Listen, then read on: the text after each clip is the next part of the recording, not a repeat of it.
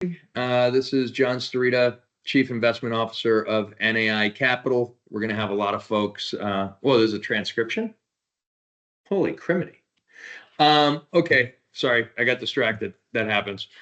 So we're doing a call. We've got Eric Brecher today, who is our 1031 exchange expert. I met Eric in Florida a while back, and he seems to be incredibly well versed on some of the nuanced 1031 stuff that we work on. So I wanted to host a call on advanced 1031 topics.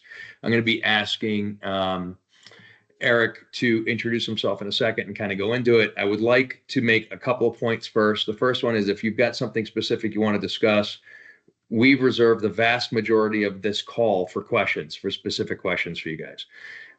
The second item is, we are not your accountants, lawyers, or priests.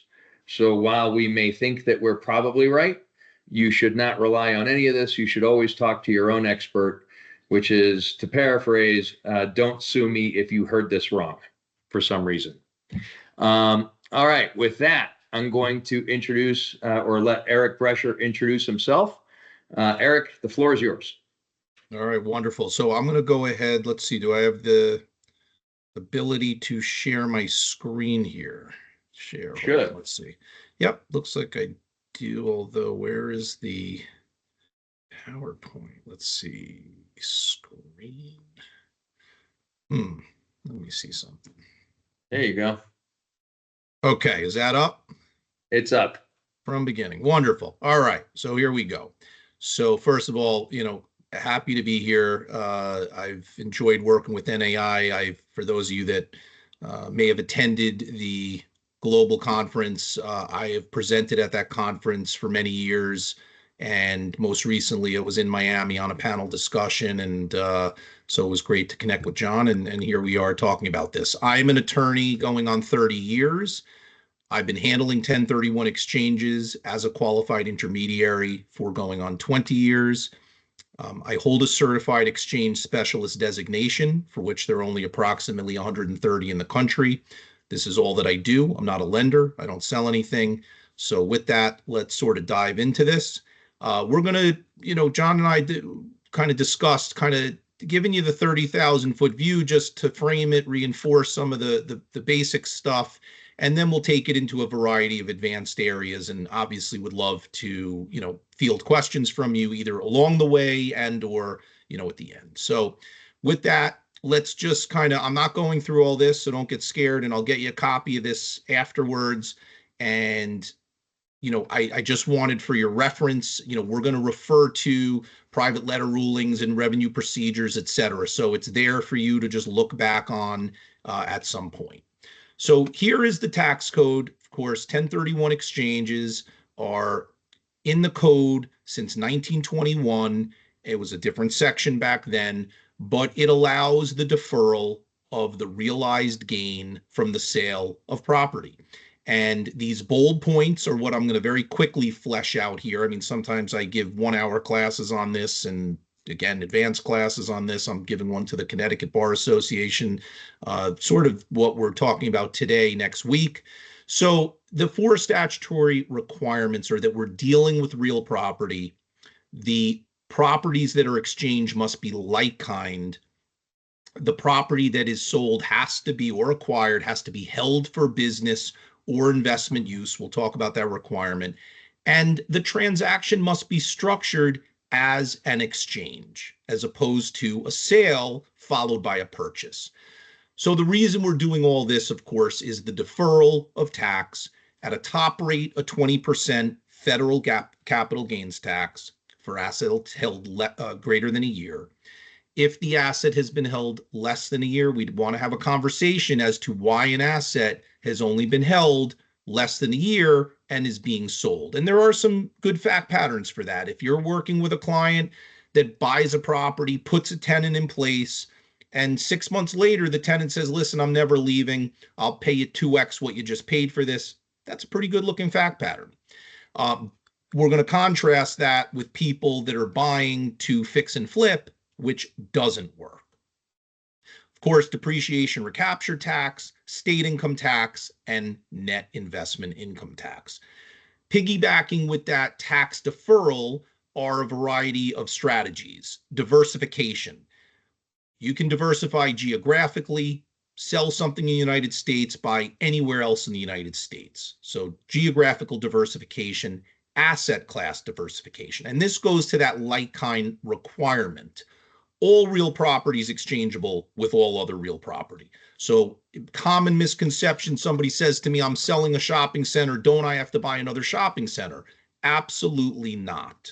With the like-kind requirement, all real property can be exchanged for any other real property. So asset class diversification, certainly at your disposal. And lastly, by the number of assets. So taxpayer can sell a single asset and diversify into a multitude of assets. And I think John's going to talk about Delaware statutory trusts a little bit, which, is a real easy way to provide that diversification. And can I jump in for a second? Of course, Eric? anytime you want. All right. So the biggest thing or the best thing I learned back in the 90s when I got in this career, to just tell you how old and beat up I am, is WIFM. And WIFM stands for what's in it for me. In other words, why do people care? So in California, the top marginal rate for capital gains, I think, is 38.3%. And let's assume you're at a 50% income bracket because you're making money. So let's say we bought a property for $100. We're selling the property for $1,000. And we took $50 of depreciation over the years to shield our income, right? When you sell that property, you've got capital gains of $900 and depreciation recapture of $50. The capital gains tax is $344.70 roughly. Let's call it $345. And then you've got your recapture ordinary income rate tax, right, of $25. So if you sell that property for $1,000, you might be paying $370 in taxes to the feds and to the FTB and to the Obamacare 3.8 surcharge, whatever it is, right? So you could either net out $630 or you could net out $1,000. And if you do a 1031, you net out the $1,000. So that's the WIFM. So why would anybody go through all of these gyrations and all these steps and make sure they do it correctly? It's because basically you're saving more than a third of your cash to reinvest. And then, we all die unless you're that 360-year-old guy on the Social Security rolls, right? We all sort of eventually die. And when you die, let's say you bought that property for $100, you do your 1031 for $1,000, right? Now you die and your heirs, your kids inherit it. And it's still worth that $1,000. Well, that $900 capital gains, that fixed $50 depreciation, that all disappears. You never have to pay that now. Your kid inherits it as if he had paid the $1,000, right? It's called a step up in basis. And we call that swap till you drop. The swap is the 1031s because you can do them in a sequence, and we're going to be talking about that. And when you drop is it's probably the least kind way of talking about your inheritance event step up in basis. So just to interrupt, Eric, the only reason anybody would care, and especially our clients and ourselves, is I would rather keep as much money in my pocket as possible compared to giving it to somebody else. Yep. Exactly. I'll shut up now. No, all good. Anytime. And by the way, so I have an example highlighting everything you just said, by the way, with $1 million purchase price selling for $2.5 million. Now, this isn't factoring in capital improvements, but of course it does factor in the depreciation. And this happens to be a California state income tax example. So yeah, this is a very big tax liability. It's a hit to their net worth. And that $616,000 tax bill, had it been reinvested in other property, and John, with the DSTs that you got, I'm assuming they're at least 5% return. That's $33,000 a year in perpetuity of income that the taxpayer left on the table. So it's a very powerful wealth preservation tool. So when we talk about real property, there are a few tests. We got some guidance. I should just quickly say the Tax Cuts and Jobs Act, which went into effect in January of 2018, repealed all things 1031 exchange except for real property.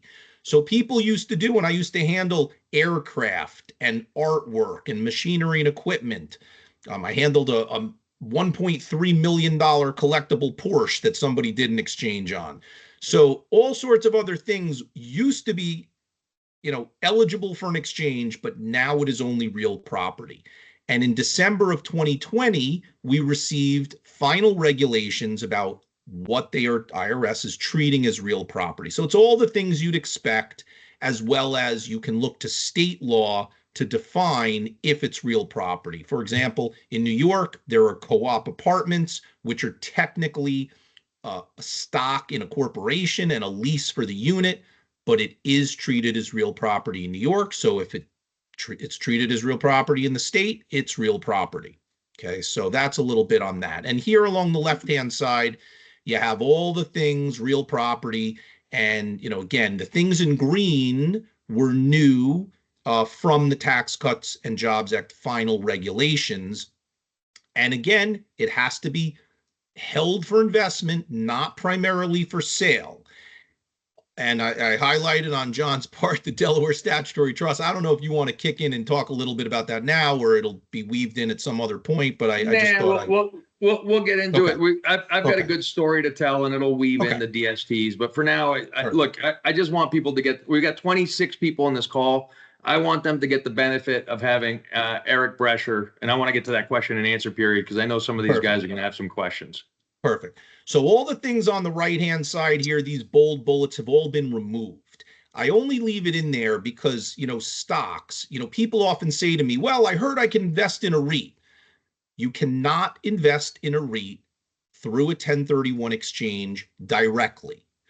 What happens is there are people that invest in Delaware statutory trusts that at a later point through a 721 UPREIT transaction get operating units that can be converted to REIT shares. So that's the way that works, but you cannot sell your property and buy directly into a REIT, being publicly traded stock. Partnership interests, I'm going to touch on in a little bit, so I'm going to not get into it right now. Primary residence is not eligible for an exchange unless it is, let's say, a two-family, and your client lives in a portion and rents out a portion, or there's some other accessory dwelling unit that the garage has now been converted to a rental. And I know that in California, that has been a little bit more streamlined. So I don't want as a general rule for you to just think if the person is using it personally, if there's an investment component, we can bifurcate that sale. They can get what's called a Section 121 exclusion on their primary residence, but do the exchange on the investment portion.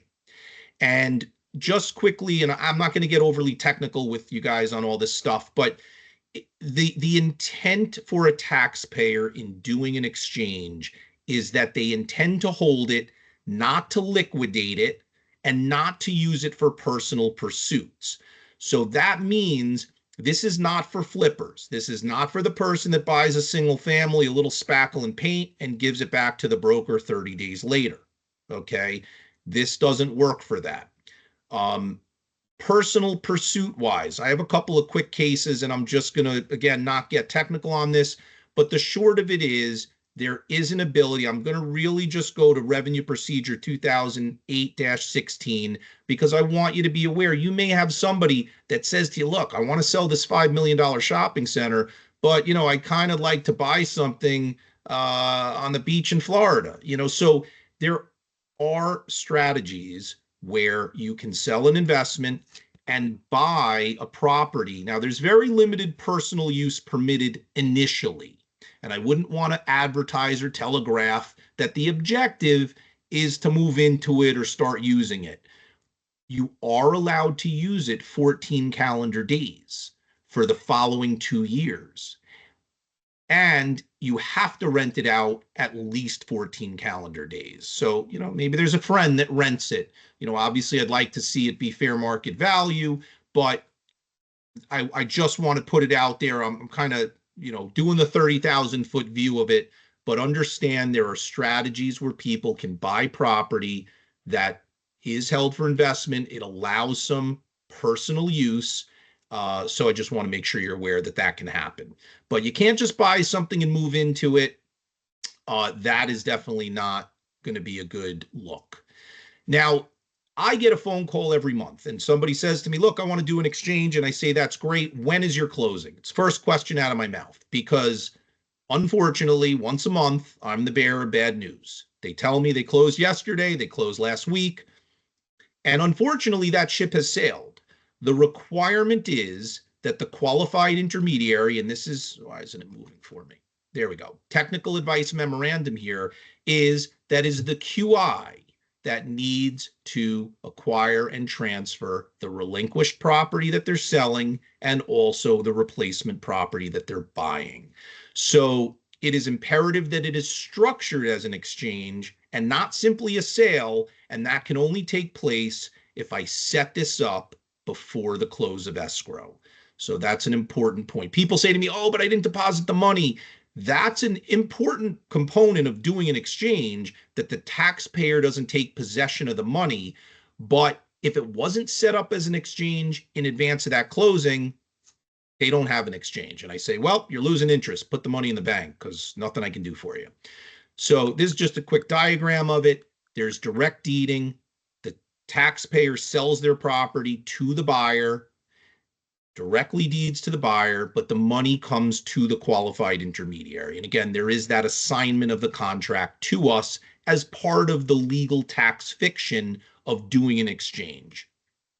Very important to remember that when you're working with a client, in order for them to fully defer all of their gain in tax, they must the net equity and replace any principal balance of debt that is paid off when they sell their property. Both those things have to occur. Sometimes people say to me, I thought I only have to reinvest my gain. No, that is not correct. Or that they only have to reinvest their equity. That is not correct. Both things have to happen. The time of the sale, you're going to get your brokerage fee. Lawyer might be getting a fee. There's going to be some transfer taxes. And again, if there's a mortgage, of course, that's going to be paid off. And whatever that net equity is going to come into the exchange account that we establish for the taxpayer. And for them to defer all that gain, they have to spend all the equity and they have to replace all the debt. So sometimes I hear people kind of flippantly say, oh yeah, I know exchanges, you have to buy something equal or greater in value. That statement is not correct unless you add the caveat that all the equity from their sale went into that acquisition. John, you have a comment? Looks like you're back on video. I'm waiting until you're done with this page, but then I'm gonna give a for instance and walk some guys through a deal. Go for it. Yeah, no, go for it. Okay, all right. Why don't you stop sharing and I'll share? Okay. Yes. Can you guys see my screen right now? Yeah, I see it. I can see it. Yes. Okay. So this is a little piece of land. It says Golden West Trailer Sales. Okay. This little piece of land is, between Santa Clarita and Palmdale. So we bought this using an entity called GPS Sierra LLC. We bought it a couple of years ago and we paid $1.6 million. It was $1 million in debt and $600,000 in equity. Okay. So we go through and we actually paid to refinance it. And then the tenant made us kind of a good offer. So we sold it in 6 months of ownership, but we could prove that we held it for investment purposes. So we were able to do a 1031 exchange, and the exchanging entity has to be GPS Sierra because that's who owned it, right? So I'm going to go down to the actual investments. So we had, for instance, we had a member who put $100,000 in. When we sold it, his $100,000 was $270,000 in equity, right? We then went and bought a property in Santa Barbara, 2 blocks from the ocean, and we put it together with 2 other 1031 exchanges. So the property was bigger than we could buy. We put 3 different 1031 exchanges together, and we used the Delaware Statutory Trust, or DST structure, right? And it was paying 12%, day one on the 270. So you put $100,000 in, you're getting 12% on your 270. And that member, we were in that GPS Sierra for a couple of years, right? So this member had 1/6 of it. And then we dissolved GPS Sierra 2 years later, because you got to wait a while. So we waited 2 years later, we dissolved GPS Sierra, And this investor, instead of owning shares in GPS Sierra, which then owned shares in the DST, now had his own shares of the DST. Next month, we're buying him out. We're giving him 300 grand. So he's made about 100 grand in distributions on his 100 grand, and he's going to get 300 grand in cash. We're going to do a 1031. We're using Eric to handle it. So thank you, Eric.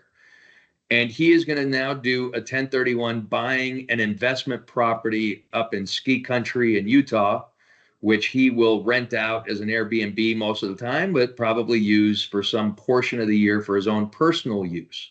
So it's kind of a nice investment because this person can now use their investment for skiing. So what happened? We bought a property. We made some money. It's in an LLC. He's trapped in the LLC. We do a swap and drop. So we swapped. We did the 1031. We pooled together with some other guys so that we could buy a bigger 1031. We waited a while, a safe harbor period of time, which is 2 years. We dissolved the LLC. So now he had his own individual shares. And then he's selling his DST shares so he can now go do a 1031 by himself. So first he was in a group of 6. Then he was in a group of 6 with 5 other people. So now he's in a group of 11. And then he's in a group of himself on a property that he controls all by his lonesome that he can now utilize. And so that's the power of using DSTs correctly, right? So that's a pretty good story about what we know how to do.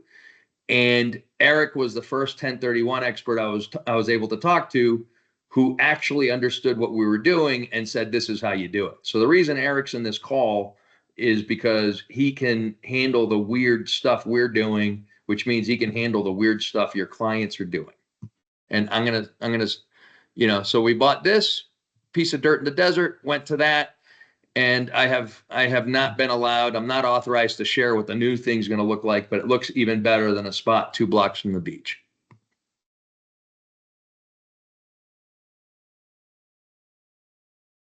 Back to you.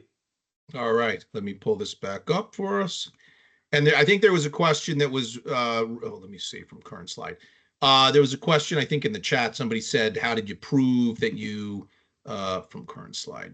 Why isn't this, are you seeing this full mode here? From current slide, there we go.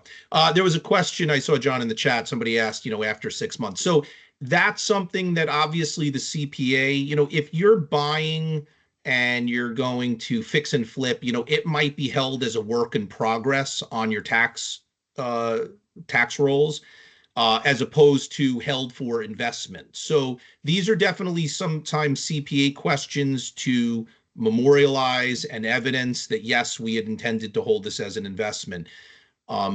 This can happen when let me kind of juxtapose this to a developer that buys an apartment building, converts it to condo, now those are inventory. So those are not eligible for exchanges. However, if you move, if you buy a 50-unit building and you move 5 of them on your books and records to being held for investment, and you fast forward a few years, then you would be able to do an exchange on those. So, listen, there are CPAs that might say, you know what, I don't like it. I'm not going to sign off on this return. And so it's always very important for the CPA to also weigh in on things. So can I give 2 examples on how we did it? Yeah, of course. All right. So I'm going to give concrete examples of how we did it on 2 different projects. So guys, I'm going to do a screen share right about now. Okay, here you go. So you guys see that building? I hope. All right. So this is a project we bought in Las Vegas, and we split the different pieces of the building into office condos, and we're selling them off. So a couple of the units we actually leased first. So we turned it into, we did the air parcel, we did the boundary, we leased it.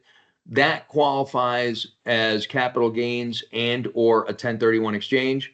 The other units that we just, like Charrington Dental, we just sold it to him. So when we sold that, it was held for inventory and it wasn't long-term capital gain, it was ordinary income. So even in this one project, we had different spaces that were used for different things. So what was fascinating on this is this entire other building, which is also ours, We did a lease on that. So as a result, when we're selling it now, because we leased it and collected rents for a while, we're able to do, we're not going to do a 1031, but we can do long-term capital gains on this. And this building is sort of like 75% ordinary income held for inventory, and 25% was, 1031 exchange eligible, right? Um, Going back to this piece of property, which we only held for 6 months, we did intend to hold it for investment purposes. So we bought it and then we refinanced it. And when we refinanced it like a month into ownership, it cost us a lot of money. And when we sold it, the offer came from the tenant. It was an unsolicited offer. And that unsolicited offer, when we sold it, as a result, the new financing we had just put on, we had to pay a prepayment penalty to get out of. So the fact pattern supported, we held it for investment because we actually had penalties, right? We never would have spent the money to refi if we were only going to hold it for 5 or 6 months. All of our communications internally talked about what we were going to do once that lease was up in 3 years, right? That tenant was paying 8 cents a foot. Market was 25 to 30 cents a foot, right? So all of the things that we did, all of our communications, and the fact that we spent money doing things that would have been pretty stupid from a short-term hold point of view. I'm sure there's a prettier way of saying that. Let's pretend I did that. That's how we were able to support the fact pattern. But if we had marketed it for day one as a flip and put it on the market for sale, we would have had a problem. But if you try to lease it and then you end up taking an unsolicited offer, that's always very helpful. Yeah, that is definitely a much better look. All right, so let me get this one back up for us. All right, so I trust you can see this again. So, and with the DSTs, just to something you're not saying, John, which I don't, maybe everybody's obviously aware of or not, but they provide a really good strategy for investors that just want a pure passive investment play, or if they want to utilize it as a backup in the event that they want to buy a direct piece of real estate, but they haven't done their due diligence. They're not sure if it's going to go through. It can serve as a backup for that. And it might be a little of both. Somebody might sell something for $5 million, find a perfect piece of property that's $4 million, and says, what am I going to do with this other million? And that could get plugged into the DST. And sometimes they're designed with debt already on them. So as we already talked about, there is a requirement to spend all your equity and replace all your debt. Now, you're never forced to take another mortgage. You can always substitute debt with new equity.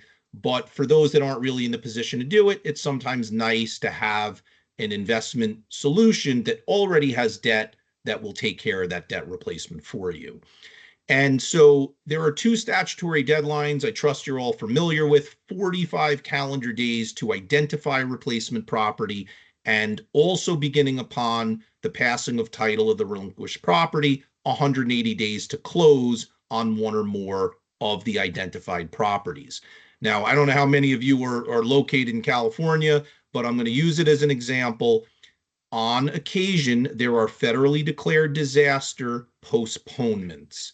And of course, the wildfires that took place in Los Angeles in January, taxpayers now that are what are called affected taxpayers, meaning that they live there or their principal place of business is located there, now currently have, and this is a more exaggerated postponement than we normally see, they have until October 15th to identify and or close. And even if, let's say, I'm in New York, obviously I'm not affected in the same way that somebody lives there. However, if my CPA is in California and I couldn't get a hold of my CPA and had difficulty meeting my deadline because my CPA was affected, then also I can be eligible for postponements. So these are just some things to keep in your back pocket, to be aware of. Now we're going to kind of get into some of these. I didn't talk about identification methods. I'm going to just get into some of these advanced topics that I think are not as normally talked about and that I'm seeing more and more. Now, reverse parking transactions, as we call them, I've done these my whole career, but there is a tremendous uptick in reverse exchanges. So 95% of the time, a taxpayer is selling their investment, typically because they need the money from that sale to fund their acquisition. And again, they identify within 45, they close on it within 180. However, let's say John and I are neighbors and I have a shopping center and he's got the neighboring parking lot and he says, Eric, listen, we've known each other 25 years. I'm going to sell this. If you want to expand your property, your parking, your shopping center, 30 days, close on it, it's yours. Well, let's say I have some other investment somewhere else that I would love to sell and trade into John's property. Well, as a practical matter, I'm not going to get it listed and sold before he's giving me this 30-day deadline to buy.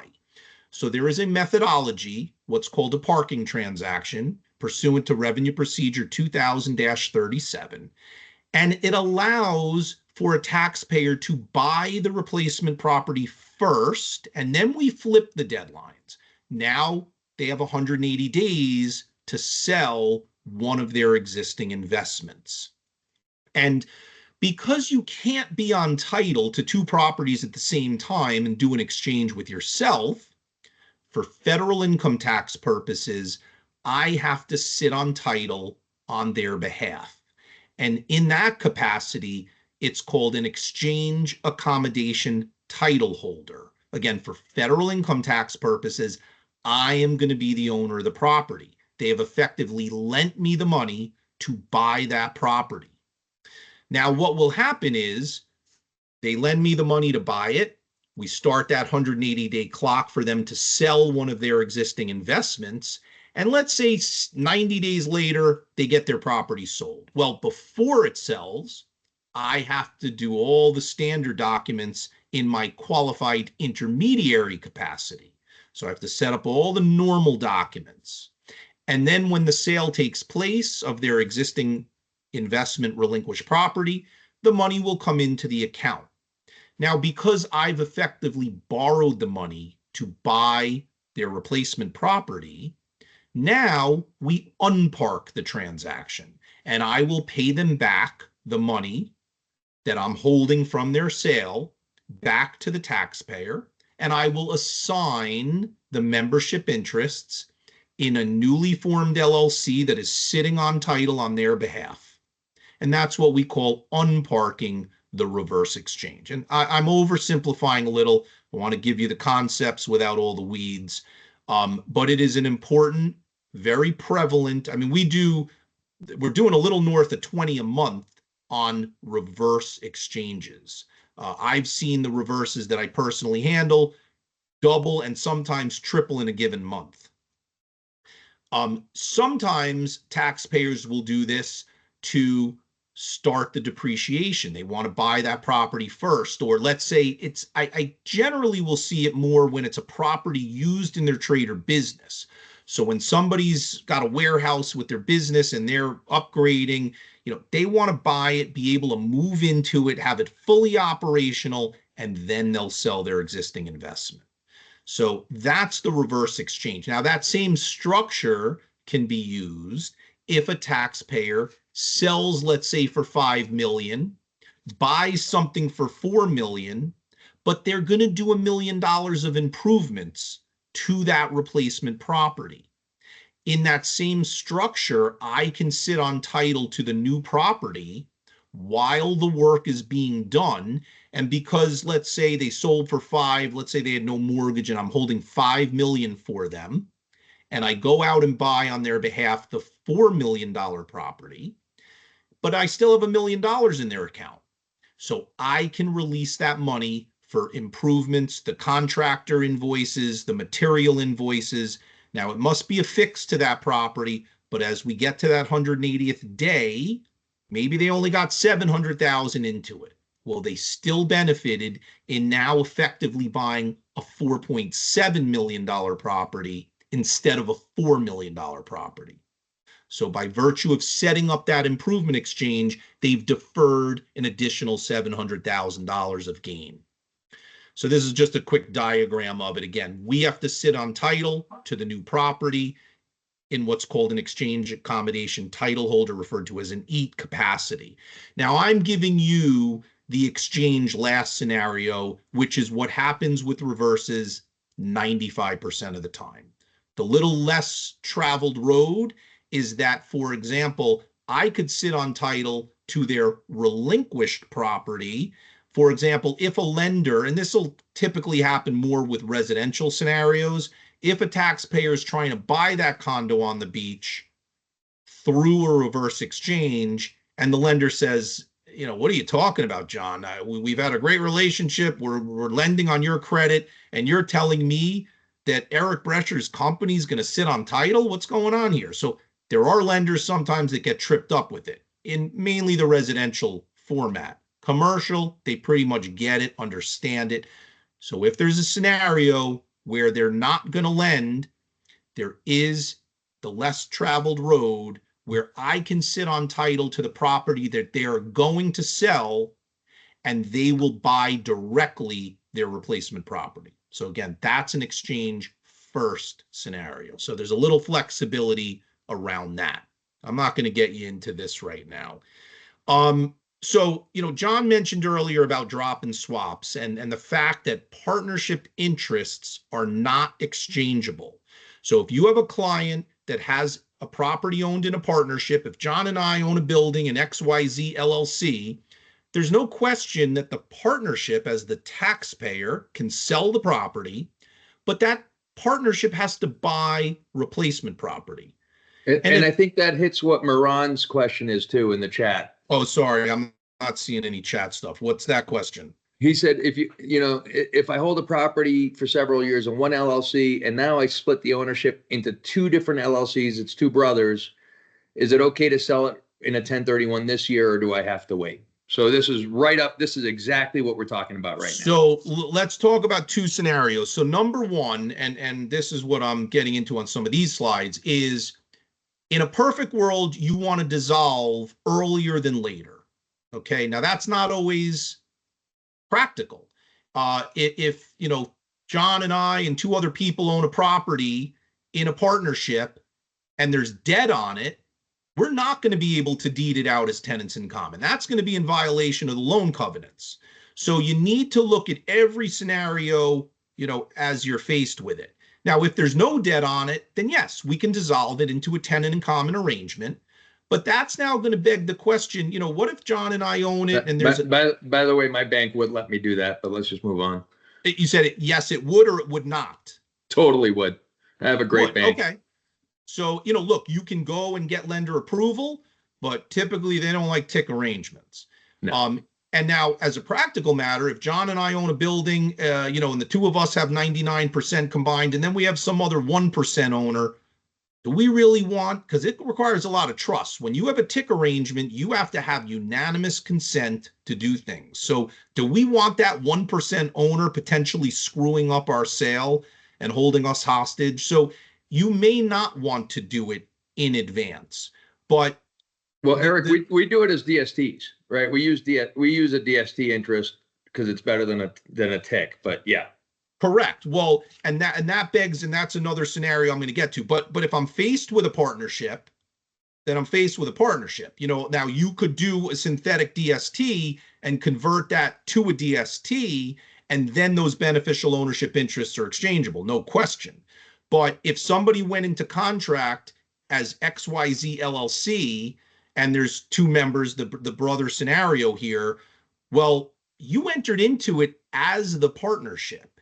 And so there's a lot of case law and a lot of cross currents around what are we going to be faced with here. Now, I will tell you, in California in particular, they audit all things 1031s, and they are not going to let a drop and swap fly.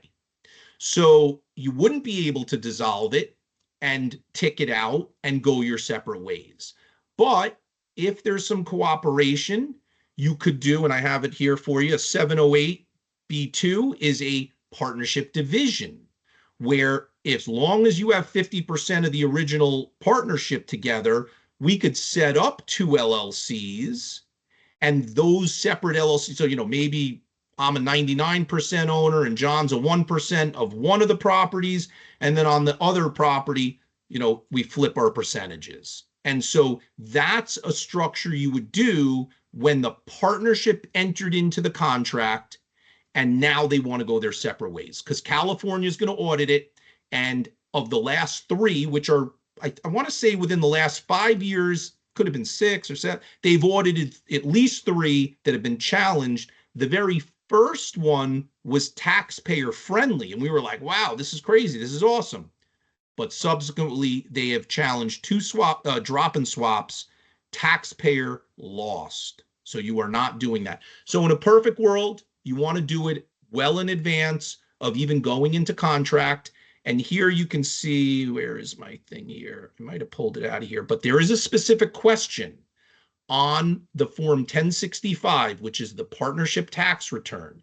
And it asks whether during this tax year, you've deeded out TIC interest to the partners. So that's obviously not a great thing to have to mark off. Yes, we did. So lots of different strategies. Depending on the state, you might attack it differently, depending on the structure.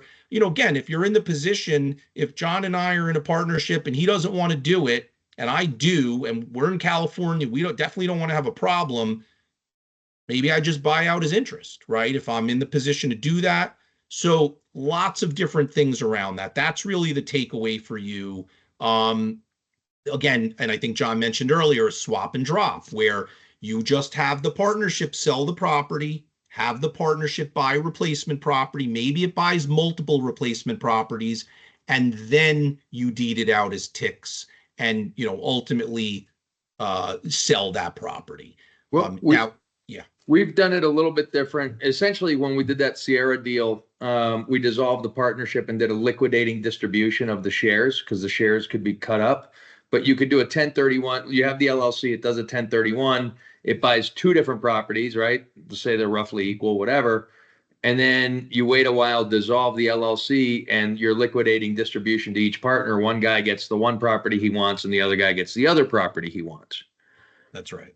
It's essentially what we did, except instead of properties, we got shares of the DST, which is pretty easy to split. But even with that, by the way, so there's a specific question on the 1065 again that asks whether, you've bought this replacement property. So now we're not dealing with the relinquish, but you bought a replacement and then did distribution. So it's always incumbent on the taxpayer to speak to the CPA, because I can have an opinion. I can tell you what I see clients do all the time. But as John said early on, I'm not going to be sitting there if they get audited, despite the fact that, we waited several years for a lot of this stuff. The cooling off period, is a couple of years. So it's not for people in a rush. Yes. Yeah. I mean, you mentioned 2 years earlier, and that is generally considered a good amount of time. There's a private letter ruling that looked to 2 years. Related party transactions look to 2 years. For second homes and vacation homes, as I mentioned earlier, that looks to 2 years. So there's a lot of comfort level around it, but it's not a bright line rule, just to be clear. So lots of strategies around the partnerships. But, again, and this is what I was just mentioning to you, question 13 is asking if you bought a piece of replacement property either in this year, preceding year, and then distributed it. So that's another reason why you were probably advised to wait a little bit longer in distributing that replacement property. So, lots that we can get into. Now, another important thing that I see a big uptick on, and I just want to do. Hey, Jeff, you're gonna kill me, but we've gone 45 minutes, and I thought we should let these guys ask questions because they're probably glazing over. It's been a long week. Okay. I love this stuff, but I have no social life.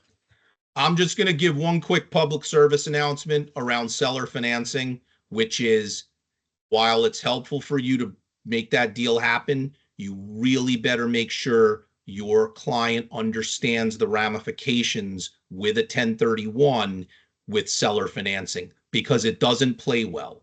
So understand that if your client isn't in a financial position to inject the amount of equity of that seller financing piece into the deal, they're going to get hit with a tax issue. Now, it might be deferred under installment sale treatment a little bit, but you've got to be very careful when you're advising your client if there's seller financing. So, all right, I'll take that off and happy to open it up to, any discussion you want to, direction you want to take it in. All right.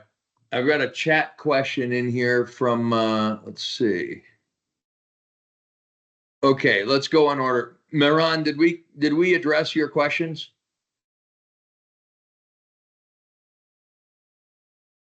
So they asked about prove that you bought it. So I think John kind of covered that it's going to be facts and circumstances driven. Obviously, if you receive an unsolicited offer, that is a good look, as opposed to you give it to a broker, 30 days later, that, unless there's some drastic change of reason, like you found it was going to be used as a warehouse for your own business, and then you found an even better one. You got to really understand that fact pattern. And if I hold the property, let's hit Glenn Melnick. Glenn, you in here? Would a change of partnership create a property tax increase? It should not. I mean, it shouldn't. I mean, I'm not going to stick my neck out as to every locale if there's an issue, if you're deeding things out, but probably shouldn't be a problem. Let me give you for instance, we've got a transaction where we've got two people involved. One owns 60% of the partnership. The other owns 40% of the partnership. And we're looking at buying we're buying the property by buying out membership interest. And in California, you've got something called the Dell case, right? Because we've got this Prop 13 property tax thing. And if you change 50% or more of the underlying membership of the partnership, it triggers a property tax increase, right? So you've got the 40% partner and the 60% partner. And the way we're looking at doing it is we're going to buy out the 60% partner with two different entities. We're going to take 40% and 20%, right? So we're not going over 50. And then we're going to change it into a DST, because the 60% partner doesn't want to do a 1031 and the 40% partner does, right? So we're going to look at it we're changing the partnership, and the partner that we're buying out at the 60% level, two different buyers, they've got no choice. They're going to pay taxes. We're buying out the partnership. They're going to pay long-term capital gains on their equity interest in the partnership. And then we're going to change it over to a DST, buy out the other 40%er. And frankly, we're going to, NAI is going to have on the shelf DST products for our clients. So that's going to be about $100 million DST that just throws off like 5.5%, every month. 5.5% annual pays monthly, but that's how we're going to do it. And part of the reason we're structuring it that way is because the second owner or the second partner, the 40% partner, wants to be able to do a 1031, and the first partner is not cooperating. So by buying out the first partner and then shifting it to an DST, we can then buy her out in phases as she finds suitable replacement properties. Does that make sense? Yeah, it does. Thanks for answering that. So that's a tricky way to do it. Does that answer your question, Glenn? The Dell rule in California is 50% or more of partnership interest change triggers your Prop 13 tax reevaluation. And to piggyback on that, John, just one other comment is, when we talk about a drop and swap, it's going to probably be reassessed when the buyer's acquiring this anyway. You're typically doing it, shortly, aside from California, but around the country, people are doing these drop and swaps pretty much at the closing table. Because so the buyer is going to be, reassessed anyway. And when we talk about the reverse exchange structure that I mentioned earlier, we have some private letter rulings that allow us to transfer 100% of the membership interest without another deed transfer tax. So, I'm not suggesting that for Los Angeles and some areas in California, but New York, for example, we have that private letter ruling. So that's on that. Okay. Yeah, I see there's a question about the new administration. So, I mean, I'm happy to talk about that. In fact, I am a co-chair of the Federation of Exchange Accommodators, the only 1031 exchange industry organization. I've served on the board, and I am the co-chair of their annual and mid-year conference. Our mid-year conference is going to be in DC in April, where we meet with our lobbyists and we go to the Hill and we meet with congressional representatives. As you may be aware, the Biden budget proposal was talking about capping exchanges. And then out of the Democratic National Convention, talking about outright repealing 1031 exchanges. Obviously, the Democrats have not, have any position in office there as far as the Senate, the House, and the presidency. So through budget reconciliation, they have the ability, and the Tax Cuts and Jobs Act is, of course, expiring. 1031s are a permanent part of the code, but I'm happy to report it has not been mentioned as a pay for. We do a great job with our lobbyists educating about 1031s. And, I do have some studies I can share. I'm going to provide a deck for you afterwards. And then, of course, always happy to be a resource to answer questions. But the short of it is, knock on wood, we have not been mentioned as a pay for with any new bill. And so that's where we're at with that. By the way, Glenn, I'm sending you the link on the Dell case in California so you can read it. I see a question regarding the personal use. So with regard to that revenue procedure for second homes and vacation homes, and I've never had somebody fall truly in the safe harbor, which is really that you're selling a second home or vacation and then buying a second home or vacation. What really happens is somebody's selling that shopping center for $5 million, and then they're buying some sort of vacation home. And so again, you must rent it for the following 2 12-month cycles for at least 14 calendar days.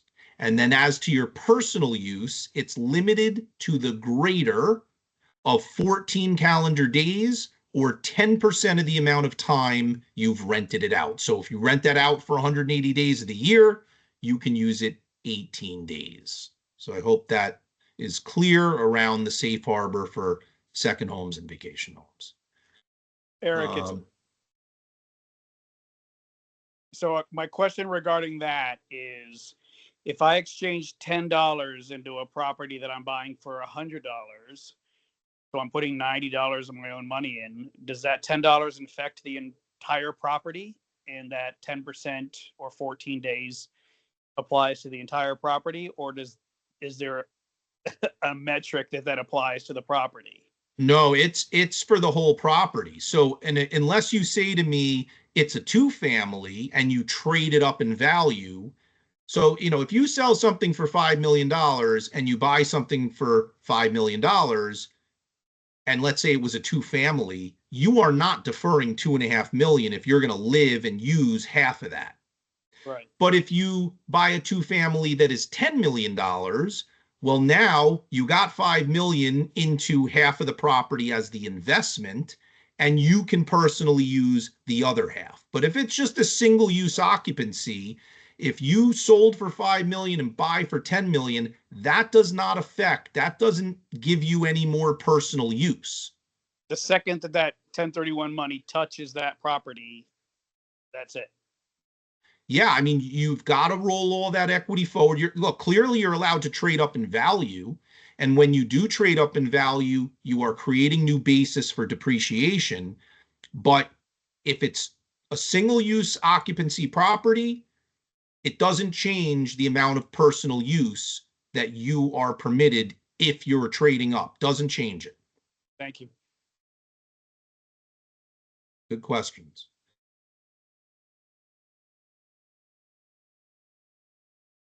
What else do we got? All right, guys, I'm going to wait for a few seconds while anybody either does a chat or raises their hands, but I see a couple people dropping off. That usually means we're sort of done. We got an hour out of everybody, which is great on a Friday afternoon. I'm going to be sending out an email to everybody who was in the call and or marked off that they were going to join the call. That's sort of our internal way of saying, you mark off that you can make it, even if you can't, because you want a copy of the recording. So I'm going to be circulating a copy of the recording. And then I'm going to be circulating Eric's contact information. I will tell you, we work on some stuff that gives people headaches. And it just warmed my heart that I was able to talk to Eric, and he was able to talk me through some stuff that I was having a difficult time on. So I cannot. And by the way, Eric's not paying me anything, and I don't get referral fees, right? So, but I can't recommend him highly enough. We've sent him already to a few people, and they called me afterwards and said thanks. Right? They had a client that had a question or a problem, and we piped Eric in. Including Andy Crawford, who I guess is not in this thing. But so I'm going to be sending that information in. We have a cost. Another question: What does it cost to do a reverse 1031? That's a great question, actually. That is a good question. So a reverse is more complex. I'm going to give you the forward and then the reverse, just so you hear the whole lay of the land. So a forward exchange is $1,250. That covers the sale, and it includes one acquisition. If they're diversifying into multiple properties, there's an additional $250 for any additional acquisitions. And it's worth noting, and let me tackle the reverse. And then the reverse is a $7,500 fee. It is a more complex transaction, a whole set of separate documents that we also have to do. And remember, we're sitting on title to that property. So that's the cost of the reverse. Understand that, and what we didn't talk about is that this 1031 exchange qualified intermediary industry is unregulated. And we have unfortunately seen Ponzi schemes, bankruptcies. The difference with me is that I work for a subsidiary of Wintrust Financial Corporation. That is a $56 billion bank and publicly traded company. So, of course, we're subject to government oversight. In addition to that, for every exchange we structure, we set it up through a trust. By operation of law, the funds are not an asset of the qualified intermediary nor the bank. Your client is the beneficiary of that trust. No money can ever move without their prior authorization. So that's just an important note to put in there as well. And I'm always happy to be a resource for you. As John said, if you ever have a question, feel free to reach out. If it's helpful for you, if you're going to meet with a client to try to get a listing and you want to have, somebody on the ready if there's going to be a question or they need a little hand holding, I'm happy to do that. If I can be of assistance as far as helping you develop business, I can issue CLE credits to lawyers. I can issue CPE to accountants. So if that's helpful for you, if you have a firm you have a relationship with and you want to get an audience and be that value add for them and then kind of tell them what you're seeing in your world, that's something to consider as well. All right, we've given everybody a chance to raise their hands and or ask questions. I don't see. Oh, wait, hold on. Eric's business card. Yeah, I'm definitely sending that out. So guys, I can't thank you enough for taking the time on a Friday. I love this stuff. I think if you know this stuff and you can advise your clients, you're going to get more business. And, shameless plug, we are going to be having DSTs, not just ours, but some other sponsors sitting there. So when you have a client on day 44, we have something off the shelf, they'll get their 1031. And if you have somebody that is getting nervous, hey, I want to look for my own property, but I want to have a fallback position, we're going to have, actually we have them now, off the shelf DST products to help with the 1031 exchanges. But whether that is helpful to you or not, I think Eric's information is going to be helpful. When I send you this link with the business card and everything else, feel free to send it to anybody that you think would be interested. We have a long history of inviting people to the calls, even brokers from other firms. The more educated people are, frankly, the better off we are. And I think if people see what we're doing differently at NAI Capital, they may join us, right? It'd be nice to recruit good people. So with that, I'm going to sign off. I want to say thank you to everybody. I'll be sending that recording out. It takes a day or two for teams to give it to me. So last chance for a call, for a question. Going.